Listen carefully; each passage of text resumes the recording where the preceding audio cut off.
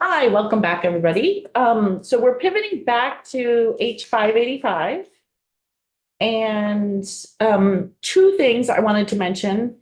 If you recall, there was a section number. It was the very last section of this bill, section 13, which was the reinsurance authorization to pursue the 1332 waiver. Right. That was part of this bill. But if you remember from Jen's letter to appropriations, we're going to strike it out of this bill. And we have now put it in our language in the budget. Okay, so that's where that went to. If anyone thinks that we're not pursuing it, we absolutely are. It seemed like a better place to put it in the budget. Noticed. Okay, we noticed if that language looked familiar to you. Second of all, I asked, we've had some bills on our walls, and we've been talking about in this bill, association health plans, short-term limited liability plans. And we've had a bill on our wall, I know this year, which I thought it might be interesting to get some information on, H102, which is reporting on healthcare sharing plans and other arrangements. So while we're talking about plans, I've invited DFR to come in and talk about sharing plans as well. So we have Mary Block with us. Okay, Thank you. For the record, Mary Block, I'm the Deputy Commissioner of Insurance for DFR. So healthcare sharing plans. So you didn't send anything yet? I did not send anything in. Healthcare sharing plans are not regulated by DFR. They are not insurance. So we only see them from the outside, obviously. They are often faith-based. For the most part, they are faith-based. At the time that the ACA went into effect, there was a very narrow sort of exemption that allowed them to continue to provide, we'll call it coverage, that did not have to comply with the components of the ACA because they are not insurance. So some differences between a healthcare sharing plan and an insurance policy. A healthcare sharing plan is a member-driven entity. Like I said, they are generally faith-based, which often means that anyone who signs up is required to file a statement of faith with the organization, is agreeing to conduct their life according to the tenets of that organization, whatever that may be, because there's various types of faiths that have created these organizations. They are modeled off of sort of medical sharing, much more loosely built medical sharing arrangements that go way back in religious history, right? The Church of the Latter-day Saints has often supported their members by pooling funds. I know in the Hasidic Jewish community, these things happen. So they're sort of loosely based on these long-standing religious organization support for their members. So you can sign up. It is not ACA compliant because it's not insurance. It does not meet the mandate, the state law, Vermont state law mandates to have insurance coverage. Because they do not have to be ACA compliant, obviously they build their own plan components. So they can have pre-existing conditions, for example. There can be exclusions. They generally seem to target more healthier individuals who are looking for sort of baseline coverage of, say, preventive services, and then something for catastrophic events that might occur. A lot of times the exclusions or the pre-existing conditions line up with the religious tenets of that particular organization. So some of them, for example, you can't use drugs, you can't smoke, in some, no contraception. It all depends on the beliefs of that particular organization. There are some now limited, one in particular that I can think of, that is not purely religious based. But for the most part, they do have that connection. A lot of the pre-existing condition exclusions are related to chronic conditions, oftentimes.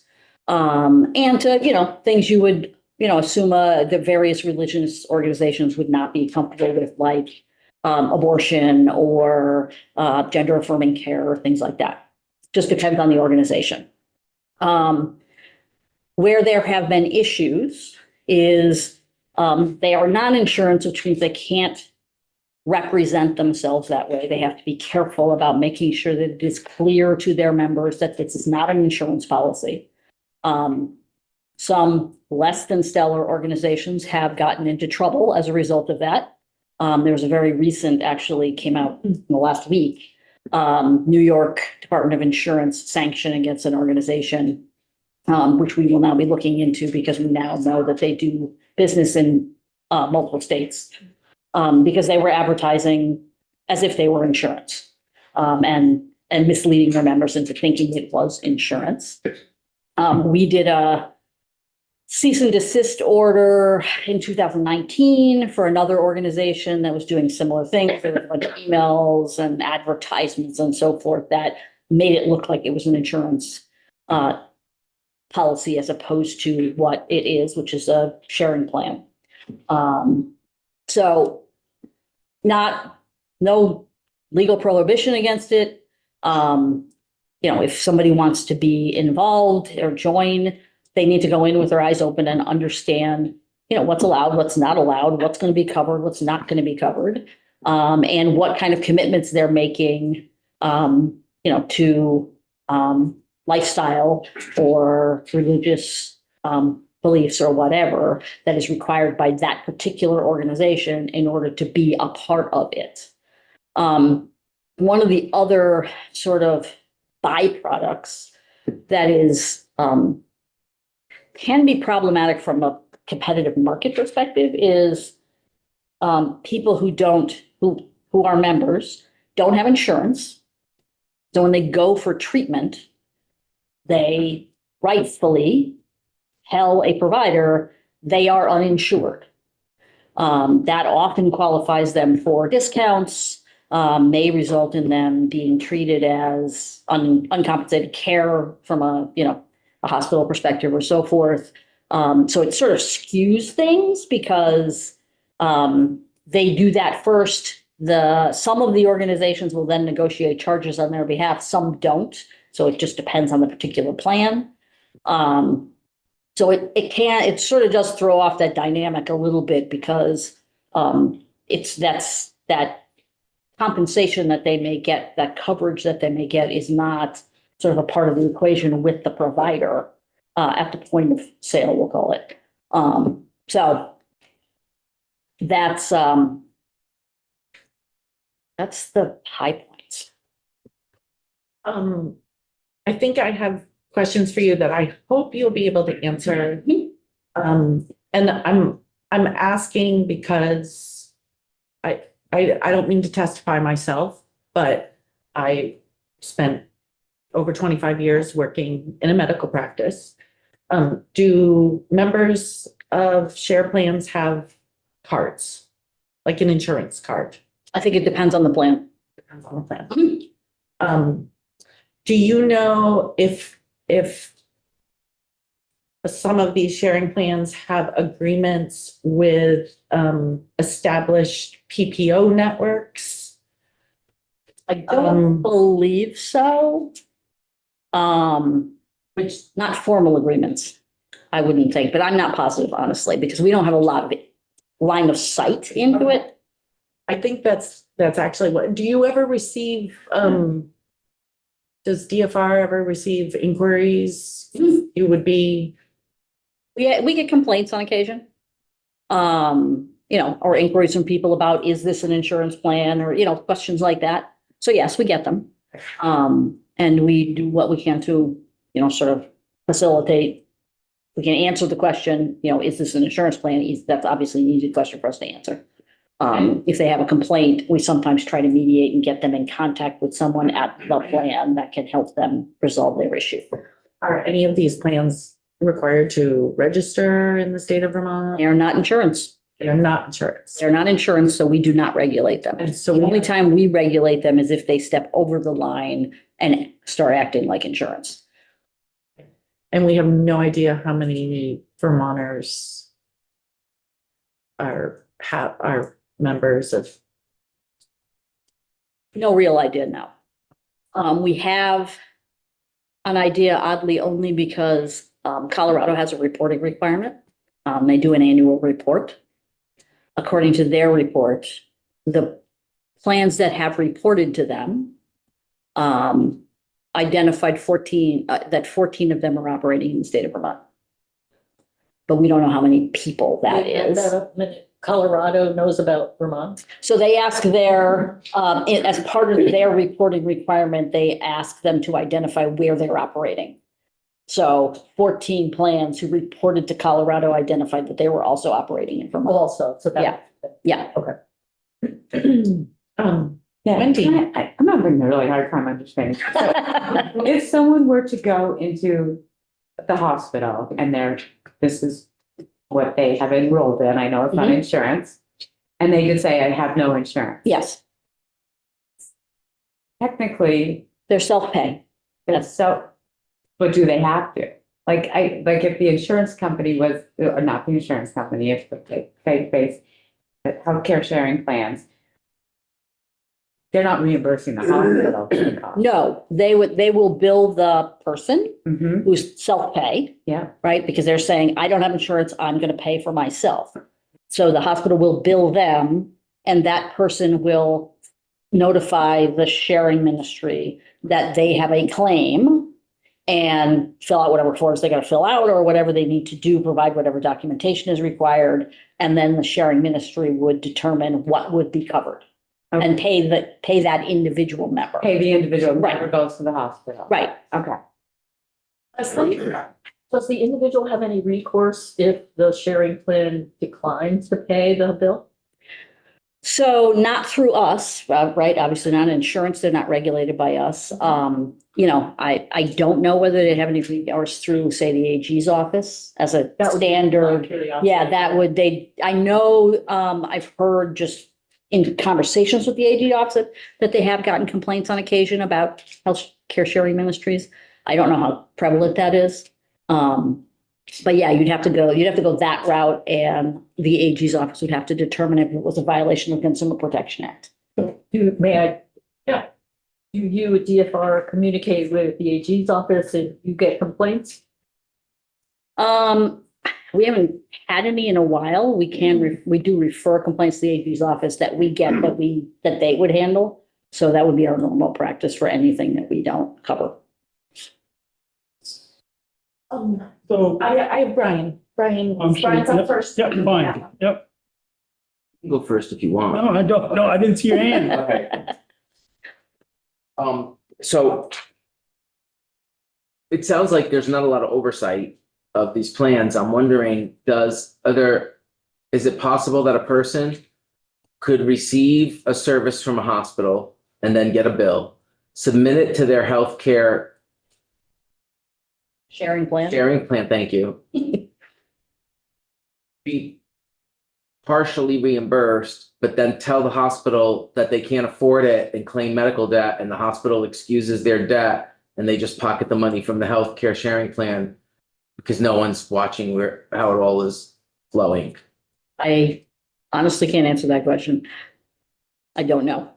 But you don't know because there's no one watching it. There is no organization that Yeah, would yeah. be watching. There's nothing to prevent that from happening that we're aware of. Do we know if healthcare sharing plans ask for evidence that the person paid the bill with the money they gave them, like a receipt? I have no idea. Because we don't regulate it. Right. Thank you. Yes. I've got Alan and then I got. We have no jurisdiction whatsoever. The Department of Financial Regulation doesn't. I don't know whether it would fall under consumer protection or not. So we'd have to ask the AGO's office if it the AGA office if it fell under that. It's on the patient to pay the doctor or the hospital. And then you either make up a payment plan or you pay them out of your pocket and then you send in a bill to whatever shared system you're in, and then they send you the money. I know you're not the witness, but you do have experience with them, so I think it's okay is it okay if I ask you a question? Fine with me. Okay, just because to clarify what you said. Are you aware of healthcare sharing plans asking for a receipt versus a bill, You have to send in their codes, your codes. but not a receipt that you paid the hospital? No, Okay, no, because you set up the payment to the hospital. And what good is it for you to get money and pocket it and then, and not pay your bills? well, the hospital might forgive the debt and then you just make money off you. That's what that could, But like she said, most of these are faith-based. oh, so they have to be like violating their faith. That's true. Okay, anyway, we don't need to get too sucked into it. I'm just, it's like, but it's all, I think the point is, it's on faith. There's because it's faith-based, they're not asking for the proof. Leslie, did you, I'm Good. good if everybody else. yeah, Leslie? I was just curious if you at DFR had concerns or thinking that some steps need to be taken in this space. It's a tough question, right? Because we obviously don't regulate them, so it can be influence. And so we can't take a step until they cross that line. Colorado has taken the step to ask for reporting, and I know we have the bill. That reporting has been challenged in federal court on constitutional grounds. So far, the sharing plan that challenged it has not won. The case is still in the court system, but they failed the preliminary injunction request was denied by the federal court on the basis that they did not believe they would win on the merits. So the case is still proceeding, but there is a constitutional challenge, right? Because there's a mix of freedom of religion and freedom of speech and many other potential constitutional rights here that the federal courts will have to sort of sort out. So all Colorado has is a reporting obligation. Were you to try to regulate them, that obviously that constitutional challenge would be stronger because you're not just asking for information, you're trying to the argument would be that you're trying to force a religious organization to behave in a certain way or whatever. So there would be that tension that would likely result in litigation. Do we understand why Colorado took the step of regulating it? Did they see evidence of misuse? That then created a registry or whatever it was they did? Yeah, all it is a reporting. There's no licensing, there's no registration. It's just tell us how much business you're doing, who you're, sort of where you're doing it. By the sharing plan. By the sharing plan. So all they ask for is information. I think, yes, right, there's been several states have taken action around when those lines have been crossed, and they've stepped into the insurance space. It's hard for us to find that because we have no line of sight into them. So our reporting obligation obviously makes it easier to find it. Because sort of who, at least the actors who are willing to report. Unfortunately, when you have a reporting obligation like that, it's usually the organizations that are more compliant that tend to report. And the truly horrible ones never report. But that does give you a bit more line of sight into what's out there.